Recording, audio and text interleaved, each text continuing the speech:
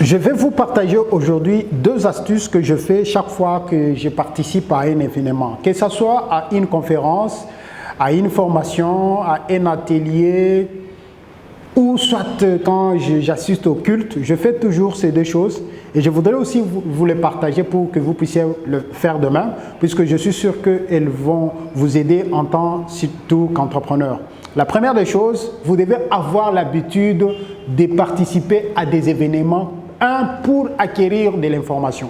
La Bible dit, mon peuple périt faute de connaissances. Un entrepreneur, s'il y a quelque chose qu'il court après, ce n'est pas l'argent, il court après des bonnes idées ou des informations. Alors, dans un séminaire, dans une formation, dans une conférence, vous pouvez trouver des pépites d'or, vous pouvez trouver des informations qui peuvent changer votre vie. Même dans une prédication. Moi, il y a des idées, des très belles idées que j'ai trouvées dans un sermon, dans une prédication. Alors, il est très important de participer aux événements, puisque ça va vous permettre à trouver des idées que vous n'aviez pas auparavant. Quand on m'invite à une conférence, à un séminaire ou à une formation, en tout cas, j'ai toujours fait de mon mieux pour participer. Pourquoi? Parce que en tant qu'entrepreneur, je comprends qu'une idée peut changer tout. Une idée peut changer votre vie, peut changer votre business. Et ça, c'est la première des choses que je fais. La deuxième chose que je fais, c'est de rencontrer des nouvelles personnes. Je ne me limite pas juste à avoir l'information. Oui, l'information, ça m'a aidé. J'ai appris quelque chose que je ne connaissais pas avant, mais je ne m'arrête pas là-bas. Beaucoup de gens, qu'est-ce qu'ils font? Voilà, ils assistent au culte et à la fin, on dit allez dans la paix du Seigneur et voilà, il plie ses bagages et il s'en va. Il n'a même pas le temps de saluer son ami de gauche ou de droite.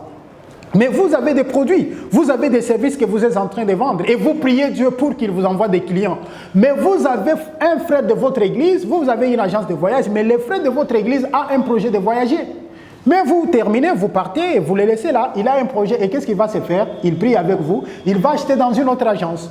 Vous avez une agence immobilière, je dis de n'importe quoi, mais votre frère de l'église a un projet d'acheter une parcelle, mais comme vous n'avez pas son numéro, vous n'avez pas parlé avec lui, qu'est-ce qu'il fait? Il va acheter chez un inconnu, chez une personne qui ne connaît ni d'Ève ni d'Adam.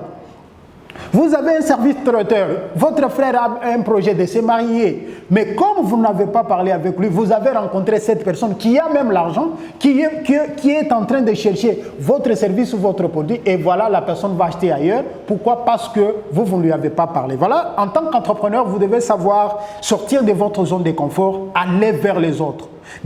Quand vous assistez à une formation, à un événement, ne vous contentez pas juste de quitter et après l'événement. Non, après l'événement, quittez de votre zone de confort, intéressez-vous aux gens qui sont dans la conférence, demandez leur numéro de téléphone et échanger des numéros de téléphone. Et voilà l'exercice que je vous recommande. Si vous pouvez seulement commencer à avoir 2 personnes, à ajouter 2 personnes à votre liste de contacts, au bout de 30 jours, vous aurez 60 personnes. Et sur les 60 personnes, je vous assure, vous ne manquerez pas même une seule personne qui va acheter vos produits ou vos services. Vous comprenez que c'est très simple. Et faites ces 60 par mois, fois une année, vous avez vous-même le chiffre, n'est-ce pas? Donc le montant. Donc c'est ça ce que vous devez faire en tant qu'entrepreneur. C'est ce que je fais et je voudrais vous partager aussi. Ayez l'habitude de participer à des événements pour faire ces 2 choses. 1, pour acquérir l'information. 2, pour rencontrer de nouvelles personnes. Et surtout, il faut toujours prendre les numéros de personnes que vous rencontrez. Faites cet exercice d'ajouter 2 personnes chaque jour à votre liste de contacts et je vous assure que vous ne manquerez pas de clients. C'est comme ça que vous allez élargir votre liste de contacts. Vous allez vous retrouver avec un grand nombre de gens et vous n'allez pas manquer des gens qui peuvent acheter vos produits ou vos services. Merci. Rendez-vous au sommet. Combien de minutes?